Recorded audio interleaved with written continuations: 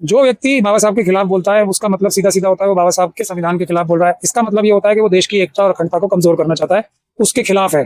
Jail में तो ये सब जाएंगे ही जो बाबा साहब के खिलाफ और हमारे देश के खिलाफ, देश की एकता और अखंडता के खिलाफ ये कार्य करें। ये उचित धाराओं में केस नहीं लगाएंगे, ये उनकी मदद ही एक तरह से, क्योंकि मुकदमा तो दर्ज होना ही था ना।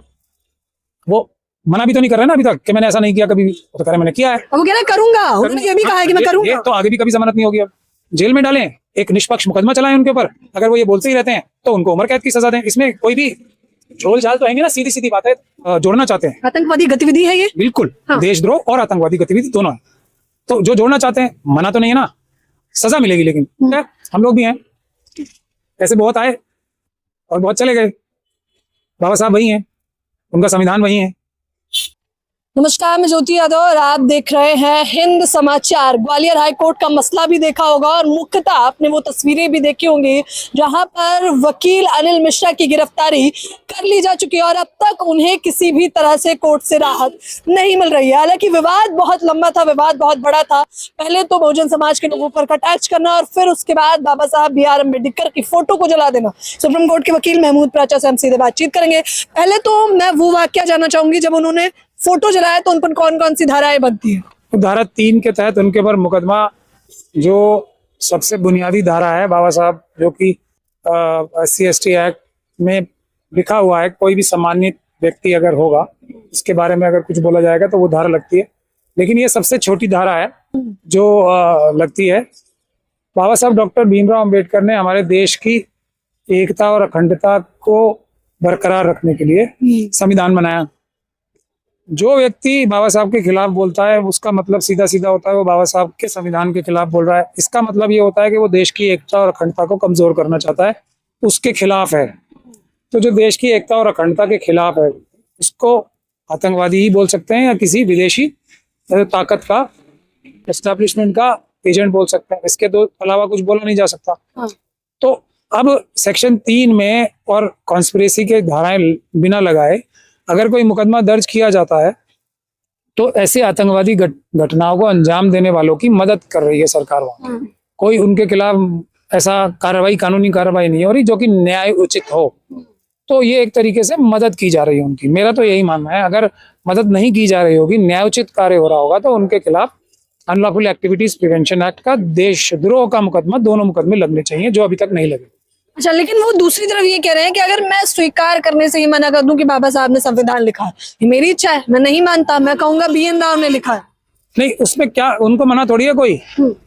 भारत के जो अब पहले IPC था, BNS बन गई है, उसमें ये कहीं लिखा है कि आप मर्डर नहीं करोगे? कहीं नहीं लिखा। कहीं लिखा है? ये कहीं भी नहीं लिखा है। ये लिखा है उसमें कि अगर आप मर्डर करोगे, हत्या करोगे, तो आपको फांसी की सजा होगी। तो ये उनको कहने का अधिकार है, पूरा देशद्रोह करने का अधिकार भारत का संविधान ही देता है, लेकिन उसके खिलाफ सजा है। तो अगर वो ये पढ़े लिखे आदमी है, ये तो है नहीं कुछ बेध्यानी में अनजान। पढ़ा लिखा मानते हैं? नहीं, किताबें तो पढ़ी रखी हैं, LLB की डिग्री है। मोदी जी की तरह थोड़ी होगी सबकी डिग्री, इनके पास असली डिग्री हो सकती है, ऐसा तो मैं अंदाजा ही लगा रहा हूँ ना, जब तक कि इसके खिलाफ सबूत ना मिल जाए मुझे। तो अब पढ़े लिखे व्यक्ति लगते हैं, चलिए मैं ऐसे कह लेता हूँ, तो उनको ये तो पता ही होगा वो जो बोल रहे हैं उसका मतलब है देशद्रोह है, उसका मतलब आतंकवाद की घटना है। तो जब उन्हें ये पता ही है बात, फिर भी वो एक कॉन्शियस चॉइस, यानी कि अपनी विवेक से एक वो फैसला कर रहे हैं कि मुझे ताउम्र जेल जाने की एक कार्य करना है, मतलब मुझे उम्र कैद की सजा वाला कार्य करना है।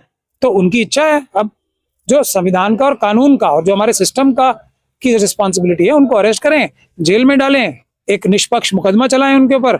अगर वो ये बोलते ही रहते हैं तो उनको उम्र कैद की सजा दें। इसमें कोई भी झोल झाल तो आएंगे ना, सीधी सीधी बात है। अच्छा, मैंने क्योंकि उस दौरान भी सुप्रीम कोर्ट के वकील महमूद प्राचा का इंटरव्यू लिया था जब ग्वालियर हाईकोर्ट के परिसर में बाबा साहब अम्बेडकर की मूर्ति का विरोध किया जा रहा था। तब मैंने दो विचारधाराओं पर चर्चा की थी, अम्बेडकरवाद और मनुवाद। लेकिन मूर्ति अभी तक नहीं लगी है, ये बात भी सत्य है। तब मैंने क्या बोला था कि लगेगी ही लगेगी। मैं आज भी उस पर अडिग हूँ। हाँ। लेकिन समय का इंतजार करें, वहीं लगेगी, उसी जगह पे लगेगी, दुनिया की कोई ताकत नहीं रोक सकती, वहीं लगेगी। अब उसी कोर्ट से उन्हें जमानत तक नहीं मिल रही है। जमानत देखिए, मैंने आपको अभी बताया कि उनकी मदद करने के लिए उचित धाराओं में केस नहीं लगाएंगे, ये उनकी मदद ही है एक तरह से, क्योंकि मुकदमा तो दर्ज होना ही था ना। वो मना भी तो नहीं कर रहे ना अभी तक कि मैंने ऐसा नहीं किया कभी भी। वो तो कह रहे मैंने किया है। अब वो कह रहे हैं करूंगा, उन्होंने ये भी कहा है कि मैं ये करूंगा। तो आगे भी कभी जमानत नहीं होगी अब। तो ये तो वो एक मतलब पढ़े लिखे व्यक्ति लगते हैं, उन्होंने अपनी एक चॉइस ली है, इसमें मना नहीं है ना किसी को भी। लेकिन एक एक्शन का जो कानूनी रिएक्शन है वो होगा उनके खिलाफ। करूंगा तो अब बेल भी नहीं हो पाएगी उनकी कभी भी। अगर वो इस पे अडिग रहते हैं, हाथ जोड़ के माफी नहीं मांगते कि हाँ मैं उस वक्त कुछ मेरा मानसिक स्थिति ठीक नहीं थी या मैंने बोला ही नहीं, तब तो शायद बच जाए। लेकिन अब वो कह रहे हैं मैं आगे भी ऐसे करूंगा, तो बेल में तो कंडीशन होती है ना कि आगे ऐसा अपराध नहीं करोगे, तो अच्छी बात वो है। कह रहे हैं कि पूरा ब्राह्मण लोगों ने एक मोर्चा खोल दिया है, रिलीज #रिलीज अनिल मिश्रा। वो कह रहे हैं कि आप लोग ब्राह्मणों का अपमान करते हैं और हम ये बर्दाश्त नहीं करने वाले, और भले ही इसके लिए जेल क्यों ना जाना पड़े। देखिए मैं यही तो कह रहा हूँ, मैं भी यही बात तो कह रहा हूँ। बिल्कुल उन्होंने सबने चॉइस की है। जो अपने आप को इस आतंकवादी गतिविधि के साथ जोड़ना चाहते हैं। आतंकवादी गतिविधि है ये, बिल्कुल हाँ। देशद्रोह और आतंकवादी गतिविधि दोनों है। तो जो जोड़ना चाहते हैं, मना तो नहीं है ना, सजा मिलेगी, लेकिन मना बिल्कुल नहीं है। करें आप, अगर आप सोचते हैं भारत का संविधान को आप कमजोर सोचते हैं कि, और भारत के जो सिस्टम है बाबा साहब का बनाया हुआ उसको आप कमजोर सोचते हैं, तो तोड़ें उसे और सजा का मजा चखें। इसमें क्या मतलब, इसमें हैरानी की और परेशानी की बात कोई नहीं। कह रहे 25 तारीख को जब मनुस्मृति जलाई गई तब आप लोग कहाँ थे, क्यों जलाई गई, हमारी भावना आहत हो गई उससे। तो आप कानूनी कार्रवाई करेंगे या बाबा साहब की जो प्रतिमा है उसे जलाएंगे? कह रहे जैसे को तैसा जवाब दिया हमने। तो अब उसका जवाब मिल रहा है ना संवैधानिक, जैसे को तैसा और तैसे को तैसा भी हो रहा है ना। तो अभी ये तो चलेगी ना, सीरीज है ये। अल्टीमेटली मनुवाद हारेगा, अम्बेडकरवाद जीतेगा। ये सीरीज है, चल रही है, चलने दीजिए सर। क्या कुछ लगता है उन्हें जमानत मिलेगी, क्योंकि वो लोग कह रहे हैं कि पहले गिरफ्तारी की गई, बाद में FIR लिखी, सही प्रक्रिया नहीं है। ये सब मदद करने की जो षड्यंत्र हो रहा है उसके तहत बहुत सारे कार्य ऐसे किए जाएंगे। लेकिन वो लोग भूल रहे हैं कि संविधान में भ्रष्ट अधिकारियों को भी, दबाव में कार्य करने वालों के लिए भी, जो अपराधियों को मदद करने वाले अपराधी अधिकारी होते हैं, उनको भी सजा देने का प्रावधान है। तो इसलिए हम यही निवेदन करेंगे सबसे, संविधान और कानून अनुरूप कार्य करें। तो वो कहते हैं ना, नेक रहेंगे तो सुखी रहेंगे, वो है, नेक रहें। लेकिन वो कह रहे हैं कि आने वाले समय में मैं ऐसा वकील हूं कि मैं साबित कर दूंगा कि संविधान BN राव ने ही लिखा है। ठीक है, हम लोग भी हैं, ऐसे बहुत आए और बहुत चले गए। बाबा साहब वही हैं, उनका संविधान वही है, कोई दिक्कत नहीं है। मैंने फिर आपको बोल रहा हूँ, आपको इस लाइन से आप, मुझे लग रहा है कोई खास असर पड़ा नहीं। हंसी यार, क्या बोलूं इसके बारे में, बोलने दीजिए, खूब बोले। ये अधिकार भी बाबा साहब ने ही दिया उन्हें, ये भी याद रखें। आरक्षण के विरोध में भी बकायदा उन्होंने एक मोर्चा खोल दिया है, उस पर क्या प्रतिक्रिया है आपकी?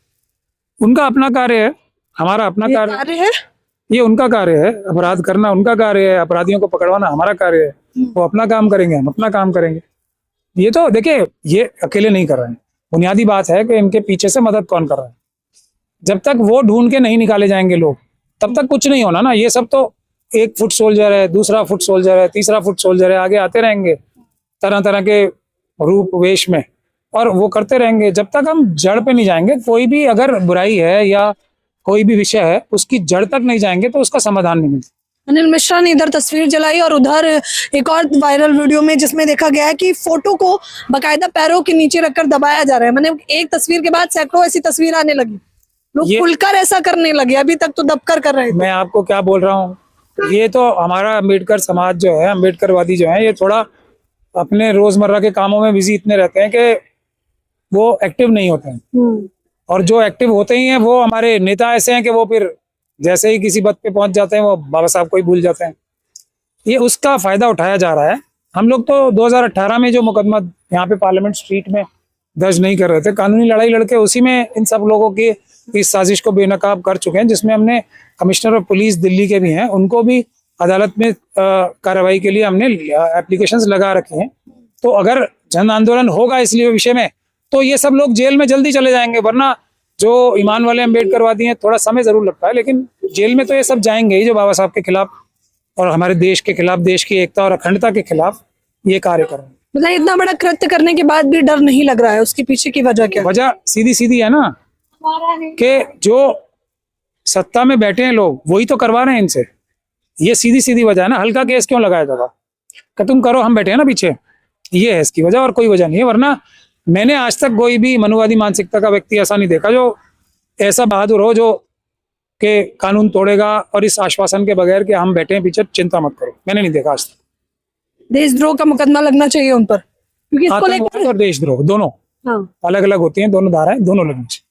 आतंकवाद और देशद्रोह दोनों ही धाराएं लगनी चाहिए। वकील अनिल मिश्रा के खिलाफ हालांकि सोशल मीडिया पर तमाम लोग आक्रोशित हैं और कह रहे हैं कि आने वाले समय में एक बड़ा आंदोलन भी करेंगे। लेकिन मुख्यतः सुप्रीम कोर्ट के वकील महमूद प्राचा अमूमन यही कहते हैं कि अगर सच में लड़ाई लड़ना चाहते हो तो ट्विटर से छोड़कर जमीनी स्तर पर उतर कर लड़ाई करो। सही कहा? यहाँ हो, जमीन पे आना पड़ेगा। जो लोग ट्विटर खेल रहे हैं वो मतलब बाबा साहब के को एक तरीके से सही जो बाबा साहब ने हम सब लोगों के लिए किया है वो एहसान उतारने के इच्छुक नहीं है, बिल्कुल इच्छुक नहीं है।